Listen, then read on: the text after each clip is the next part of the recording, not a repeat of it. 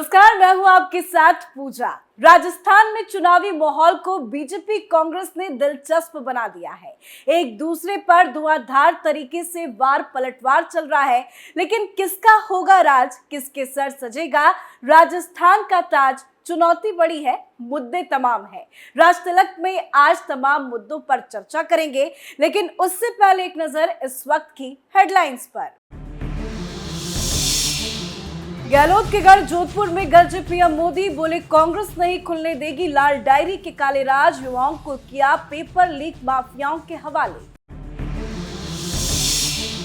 चुनाव से पहले कांग्रेस में शुरू हुआ बवाल, उम्मीदवारों के नामों पर सर्वे को लेकर फिर भिड़े गहलोत पायलट गुट, राहुल गांधी की बड़ी टेंशन। कांग्रेस के भ्रष्टाचार पर रमेश बिधूड़ी का बड़ा बयान, कहा कुर्सी के लिए विधायकों की गुलामी में लगे रहे गहलोत, विधायक लूटते रहे तिजोरी। चुनाव से पहले राजस्थान में प्रशासनिक फेरबदल, बड़े लेवल पर पुलिस अधिकारियों का हुआ ट्रांसफर, रोजाना जारी हो रही ट्रांसफर लिस्ट। तो सबसे पहले बात पीएम मोदी के बड़े धमाके की करेंगे। राजस्थान में पीएम मोदी ने गहलोत के गढ़ जोधपुर जिले में सेंधमारी कर दी है। इतना तगड़ा ऐलान लोगों के लिए किया है कि कांग्रेस में हड़कंप मच गया है।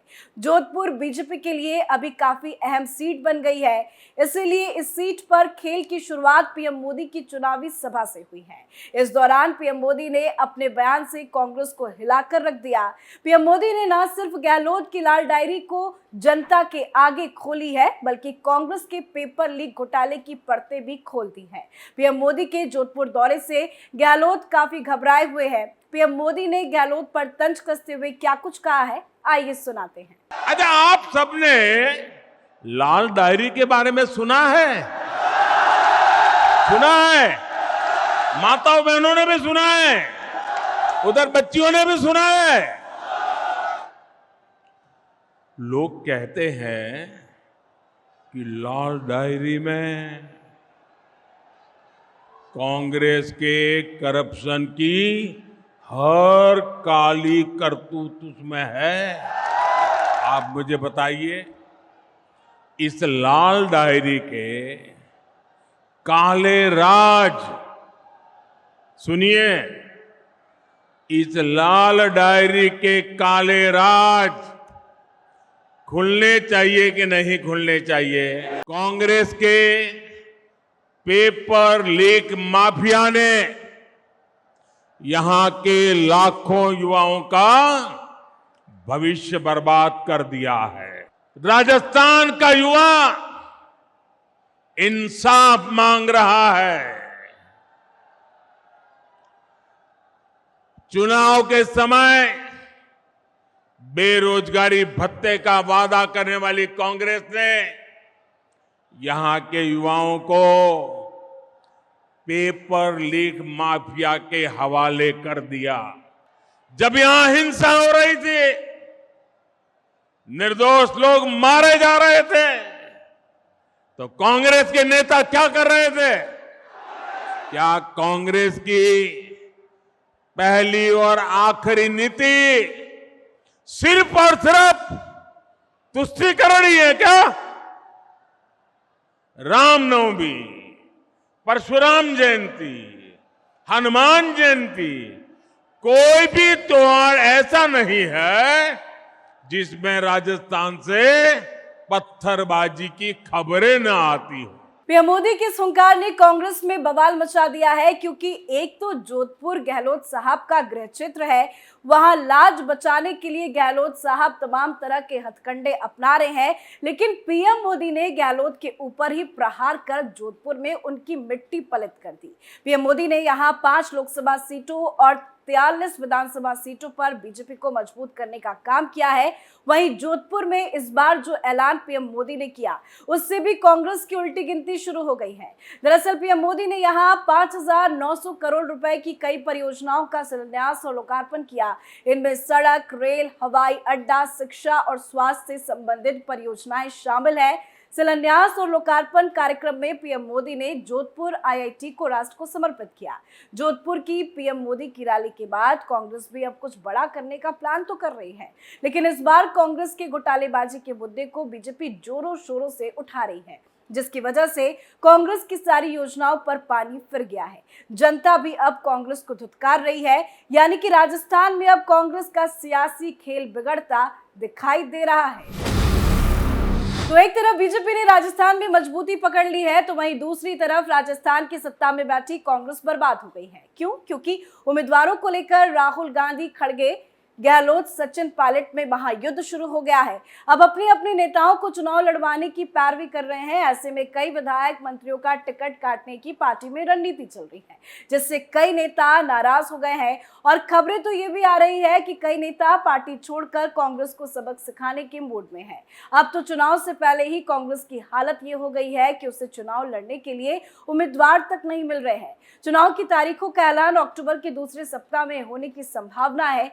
बीजेपी तो 40 उम्मीदवारों को लगभग तय कर चुकी है, लेकिन कांग्रेस उम्मीदवारों के नाम ही तय नहीं कर पाई है। कांग्रेस में अंदर ही अंदर कूटनीतिक दांव चला जा रहा है। नई ड्रामेबाजी दिखाते हुए कांग्रेस 5वीं बार उम्मीदवारों के लिए सर्वे करवा रही है। कांग्रेस ने भी केजरीवाल वाली नौटंकी शुरू कर दी है। मोदी, शाह और नड्डा की तगड़ी रणनीति से कांग्रेसी इतना घबरा गए हैं कि इस बार कोई जोखिम भरा दाव नहीं खेलना चाहते हैं।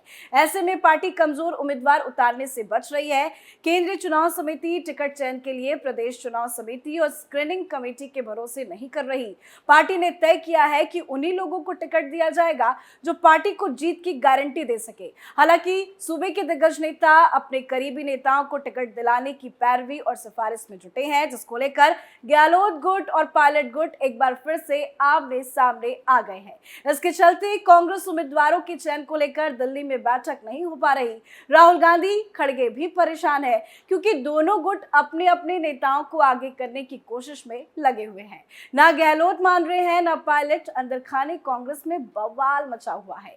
अशोक गहलोत से लेकर सचिन पायलट, जितेंद्र सिंह, गोविंद सिंह डोटासरा तक कांग्रेस को रिपीट कराने की बात कर रहे हैं, लेकिन टिकट बंटवारे को लेकर इन सबके बीच में अंदरूनी तौर पर शाह मत का खेल जारी है।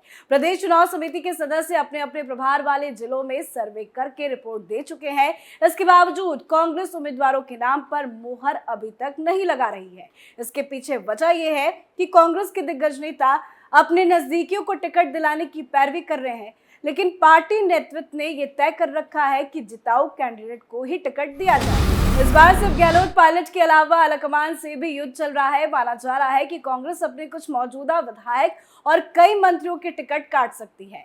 ऐसे में जिन विधायक और मंत्रियों के टिकट कटने का खतरा दिख रहा है, वो अपनी पैरवी में जुटे हुए हैं। इसके अलावा कई नेता ऐसे भी हैं जो अपने परिवार के सदस्यों के लिए भी टिकट मांग रहे हैं। इन्हीं कारणों से उम्मीदवारों के चयन का मामला उलझा हुआ है। केंद्रीय चुनाव समिति की बैठक के बाद उम्मीदवारों की तस्वीर साफ हो पाएगी। चलिए अगली खबर में बात करेंगे कांग्रेस की फजीहत पर। भ्रष्टाचार के मुद्दे पर राजस्थान में कांग्रेस बुरी तरह से फंस गई है। इस बार पायलट के गढ़ टोंक सीट से प्रभारी रमेश बिधूड़ी ने कांग्रेस के काले चिट्ठों को खोला और तंज कसते हुए गहलोत साहब को बेनकाब कर दिया। रमेश बिधूड़ी के बयान से कांग्रेस में घमासान चढ़ गया है। तो आगे धमाकेदार ट्विस्ट का खुलासा करें उससे पहले ये बताते हैं कि आखिर रमेश बिधूड़ी ने कैसे कांग्रेस को बेनकाब किया।